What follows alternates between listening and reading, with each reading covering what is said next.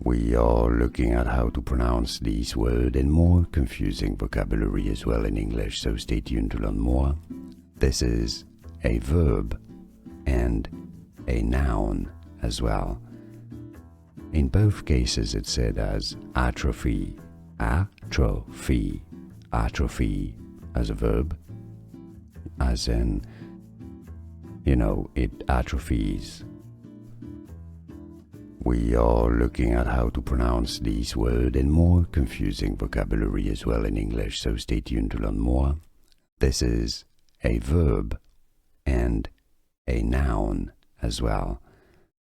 In both cases it's said as atrophy, atrophy, atrophy as a verb, as in, it atrophies.